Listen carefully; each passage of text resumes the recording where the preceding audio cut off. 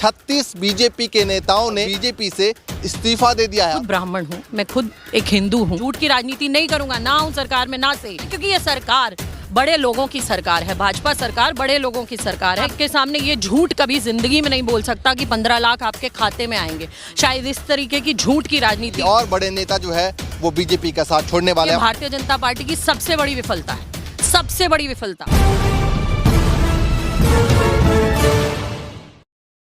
नमस्कार, मैं ज्योतिष चौहान। एक तरफ बीजेपी 4 राज्यों में जीत के बाद सरकार बनाने की तैयारी कर रही है, वहीं दूसरी तरफ राजस्थान से उनके लिए बहुत बुरी खबर आई है।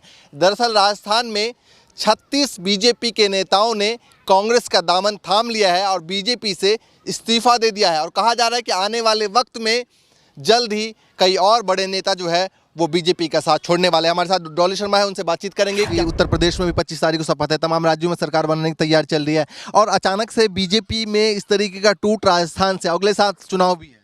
देखिए, अशोक गहलोत जी ने बहुत अच्छे काम किए हैं, लगातार आमजन के लिए वो काम कर रहे हैं और राहुल गांधी जी ने बहुत साफ तौर पे कहा कि मैं आपके सामने ये झूठ कभी ज़िंदगी में नहीं बोल सकता कि 15 लाख आपके खाते में आएंगे। शायद इस तरीके की झूठ की राजनीति अगर राहुल गांधी जी ने की होती या कांग्रेस ने की होती तो आज हम लोग भी सरकार बना के बैठे होते। उन्होंने कहा मैं सरकार से बाहर रहना पसंद करूँगा, लेकिन मैं जनता से कभी ये झूठ नहीं बोलूँगा कि 15 लाख तुम्हारे खाते में आएंगे या तुमको ये मिलेगा, वो मिलेगा, ये मिलेगा। महंगाई आज चरम पे है।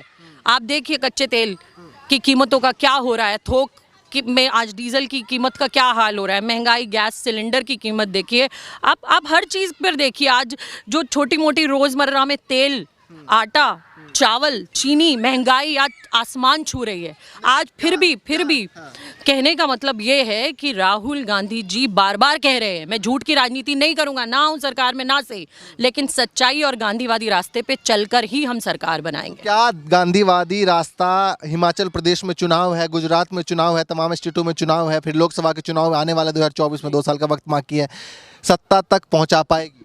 देखिए, 4 राज्यों में जीतने के बाद भी अगर 36 नेता भारतीय जनता पार्टी के कांग्रेस में आ रहे हैं राजस्थान में, तो ये भारतीय जनता पार्टी की सबसे बड़ी विफलता है, सबसे बड़ी विफलता। इससे बड़ी विफलता क्या होगी कि इतनी जीत पाने के बाद भी और उनके नेता पार्टी छोड़कर और कांग्रेस में आना चाहते हैं, तो कहीं ना कहीं वो भारतीय जनता पार्टी की इस झूठी राजनीति को, इस जुमलेबाजी को समझ रहे हैं और उन्होंने ये तय किया है कि हमें एक सच्ची, जो आम जन के बारे में सोचती है पार्टी, उस पर जाना है और वहाँ लोगों के लिए, आम जनता के लिए काम करना है, क्योंकि ये सरकार बड़े लोगों की सरकार है। भाजपा सरकार बड़े लोगों की सरकार है, यहाँ आम जनता के लिए कुछ नहीं है। अच्छा, तमाम मुद्दे पे जो आप कह रहे हैं कि महंगाई का मुद्दा है, बेरोजगारी का है, तेल के दाम बढ़ रहे हैं, लेकिन चुनाव के वक्त में तो मुद्दे कुछ और हो जाते हैं ना। लोग जो वोट करने जाते हैं तो किसी और मुद्दे वोट करते हैं। देखिए, जिस तरीके से भ्रमित करके लोगों को धर्म और जातियों में बांटकर उनको उनके जमीनी मुद्दों से दूर किया जा रहा है, इसका जनता को भी एक दिन बहुत बड़ा खामियाजा भुगतना पड़ेगा, क्योंकि हम स्वास्थ्य, शिक्षा, रोजगार की बातें करना आज भूल गए हैं। हमारे घर में रोटी तब आएगी जब हमारे नवयुवकों को, नौजवानों को रोजगार मिलेगा। आज रोजगार पर चर्चा बंद होने लग गई है। आज रोजगार पर चर्चा नहीं होती, आज चर्चा होती है हिंदू मुस्लिम पर, मंदिर मस्जिद पे। कोरोना में लाशों को आपने देखा होगा, टोकन बटे हैं अंतिम संस्कार के लिए, गंगा में लाशें बही हैं। उस टाइम हर एक व्यक्ति ऑक्सीजन, बेड, सिलेंडर, दवाई, अस्पताल के लिए जूझ रहा था। मंदिर मस्जिद उस समय काम नहीं आ रहे थे। बीजेपी के कार्यकर्ता कह रहे हैं कि भले ही तेल का रेट 500 हो जाए, 400 हो जाए, 600 हो जाए, लेकिन बीजेपी को वोट देंगे क्योंकि वो देश की रक्षा कर रहे हैं। बीजेपी के कार्यकर्ता ही कह रहे हैं, आम जनता नहीं कहती है। आम जनता को तो आप रोज भटकाने का काम करते हो, क्योंकि ये जानते हो कि हिंदुस्तान एक ऐसा देश है जिसमें जज्बा है, जिसमें भाव है। हिंदुस्तानी लोग दिल से सोचते हैं और आप उनके दिल से दिमाग लगाकर खेल रहे हो।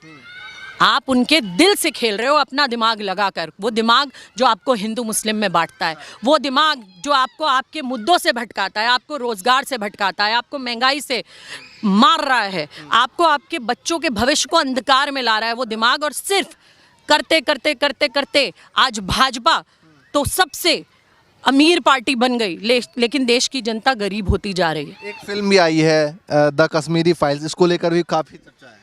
इस पे भी कह रहे हैं लोग कि भाई इस नाम पे भी वोट मिलेगा और तमाम विधायक जो है वो पूरा सिनेमा हॉल फ्री करवा रहे हैं, सभी जो 600 700 एक साथ टिकट बुक करवा के लोगों को दिखा रहे हैं। देखिए, मैंने पहले ही कहा, बंटवारे की राजनीति हो रही है आज हिंदुस्तान में।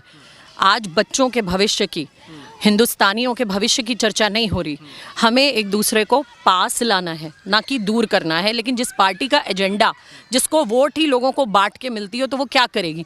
कश्मीर में मैं खुद ब्राह्मण हूँ, मैं खुद एक हिंदू हूँ।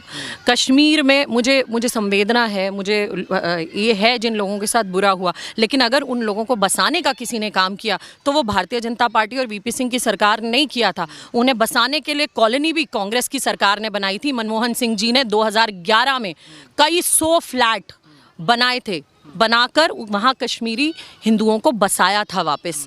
और कश्मीरी भी, वहाँ हिंदू भी मरे, मुस्लिम भी मरे, सिख भी मरे, और भी जो जातियाँ थी वो भी मरे।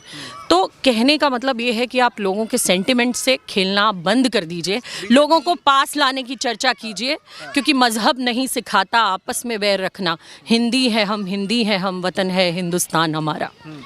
बीजेपी और ख़ासकर बीजेपी के जो नेता है वो पूछ रहे हैं कि भाई विकल्प कौन है 2024 में।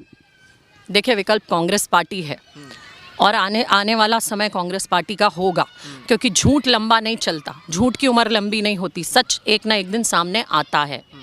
तो सच को लेकर साथ चलेंगे। बिल्कुल, गांधीवादी रास्ते पे सच को लेकर साथ चले हैं और चलते रहेंगे। गुजरात में चुनाव है और गुजरात में जो है वो बहुत करीबी फाइट है, तो क्या गुजरात में इन्हीं ये तमाम मुद्दे लगातार चलते रहे तो फाइट कर पाएंगे।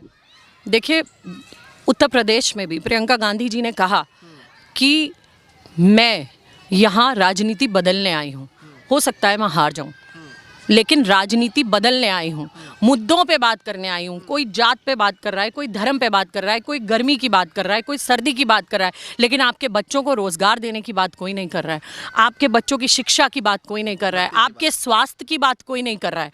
तो फिर से मैं यही कहूँगी, कांग्रेस इन्हीं मुद्दों को लेकर, हर जाति और धर्म को साथ लेकर अपनी लड़ाई गुजरात में भी लड़ेगी। अच्छा, तमाम जो बुद्धिजीवी है, सोशल एक्टिविस्ट है, वो कहते हैं कि कांग्रेस के मुद्दे उत्तर प्रदेश में काफ़ी अच्छे थे, लेकिन इन मुद्दों को वोट में तब्दील नहीं हो पाई। मुद्दे मैंने कहा ना आपको, भारतीय जनता पार्टी जानती है कि हिंदुस्तानी दिल से सोचता है, और उस दिल से सोचने वाले हिंदुस्तानी को भारतीय जनता पार्टी दिमाग से, उनके दिमाग लगाकर उनके सेंटिमेंट्स के साथ खेल रही है। ये कर रही है भारतीय जनता पार्टी, हिंदू को बांटो, मुस्लिम को बांटो और मुद्दों से दूर कर दो। लेकिन कांग्रेस पार्टी अड़िग है, और इन मुद्दों पर 60 साल कांग्रेस पार्टी ने हिंदुस्तान में सरकार चलाई है, और इन्हीं मुद्दों पर कांग्रेस पार्टी वापस भी आएगी। आप देखिएगा, ये वही भारतीय जनता पार्टी है जिसके 2 सांसद भी नहीं होते थे, लेकिन ये वही कांग्रेस है जिसने हिंदुस्तान आज़ाद कराया था।